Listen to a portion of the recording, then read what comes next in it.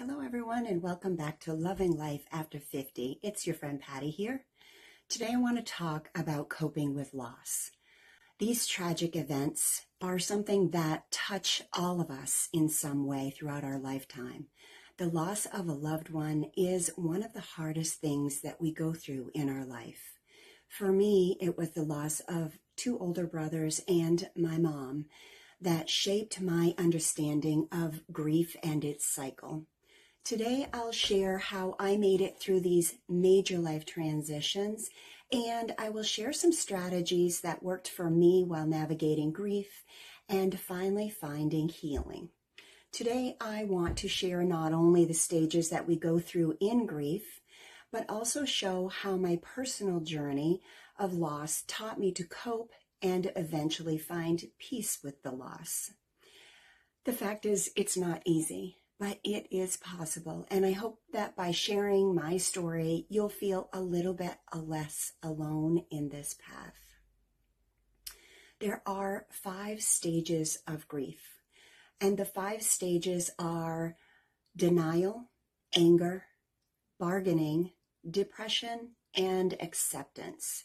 And they're often talked about as a framework for understanding our feelings and the process that we go through after loss. While everyone experiences grief differently, these stages can help us put words into our emotions and guide us through the process.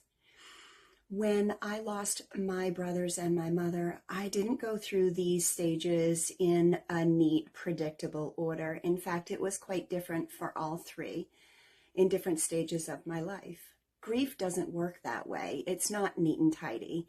You might be able to bounce back and forth between the stages, or you feel like you're stuck in one for a very long time. And that's okay. There is no timeline for our grief process as an individual.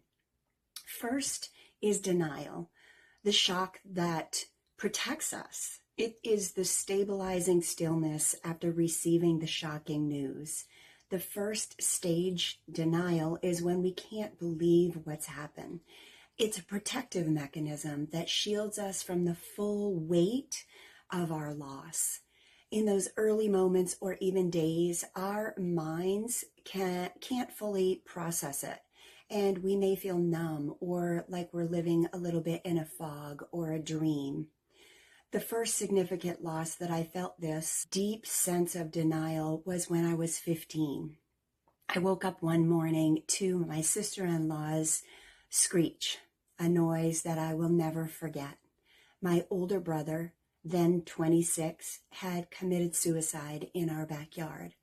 I was in complete disbelief. He was actually one of my best friends. It felt surreal, like it couldn't be true. I kept thinking, this isn't happening. I watched my mom go through the motions, making phone calls, attending to details, consoling everyone, but inside it felt like I was on autopilot, in like a foggy dream. In those moments, denial was what helped keep me going. Denial isn't about ignoring reality. It's about gradually absorbing the weight of the shock. For some people, this stage might last only a few hours or days, but for others, it can be so much longer. I found that as much as I tried to convince myself everything was fine, the reality would come creeping back little by little over a period of time. And that's when the other emotions started to surface. With this first life-altering loss in my world, it took me about 6 months to transition through all of the stages after losing my brother. Now, stage 2 was anger. It's a complex emotion, and we all process through that in a different way. Anger is one of the most difficult emotions to navigate when we're grieving. It can feel really intense, overwhelming, and even irrational. Anger might be directed at the person that we lost, at ourselves, at the doctors, or even at life itself. questioning why it was happening. It's a natural reaction to the pain and the injustice that we feel when we lose someone that we love. This stage showed up for me like a tidal wave, and it was when I received the news that my oldest brother had terminal lung cancer. He was one of the kindest, gentlest men that I knew in my lifetime. And at just 54, it seemed so unfair that he would lose his life with so much left to live. I was so angry. The unfairness of it all hit me so hard. I was angry at him for not taking better care of himself, at the doctors for not being able to help him better and save him, and even at the universe for letting it happen. I remember feeling guilt for my anger, but I later realized that anger was a part of my healing. It was a way for me to release some of the pain that I was carrying. With my oldest brother, many of the stages of grief were experienced as he was battling lung cancer for the next 18 months, and not so much after the loss. Sometimes this happens too. The grieving process can be during the decline when there's a long period of time of sickness. Anger doesn't always manifest as yelling or outward rage. Sometimes it's a quiet, simmering feeling, and it's inside where nobody can see it. Anger at ourselves for things we didn't say, at opportunities that we might have missed, or the opportunities that they will miss. It can show up as frustration with the people around us who don't even seem to understand what we're going through. What helped me in this stage was recognizing that this anger wasn't a sign of weakness or a failure. It was a normal part of my grieving process, a way of expressing my own personal pain. Now, stage number 3 of grief is bargaining. The what ifs, the regrets. The bargaining is the stage where we try to make sense of the loss by replaying events, wondering what maybe we could have done differently or how we might have been able to help in their world. It's full of the what ifs and the if onlys as we wish for a different outcome, or we try to regain some control over a situation that in fact we have no control over. When I was 53, just 17 months ago, as I record this today, I lost my mom at a far too young age of 76. I found myself replaying conversations of our weekly calls, moments I could have been more present or asked more questions. What if I had done more for her? I thought, what if I had reached out one more time at the end of her life? But the truth is, no amount of bargaining can change what's happening. This stage was one of the hardest for me. It's where the guilt can easily settle. In my experience, the bargaining phase is when we are really searching for answers, for something to explain why this loss happened or how it happened. It's a really painful process because it forces us to confront our limitations and our mortality. We realize that we can't change the past, and that's really hard to accept sometimes. But it's also a place where it brings a sense of surrender, understanding that some things are beyond our control. It doesn't mean that we failed. My mom was diagnosed in mid-January, and we lost her mid-May that same year. It was the deepest pain that I have ever felt.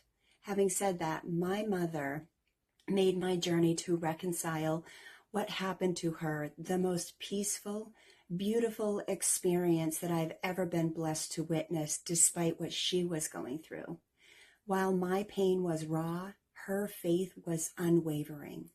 While I questioned why, she was peaceful because it was her time, and she accepted that.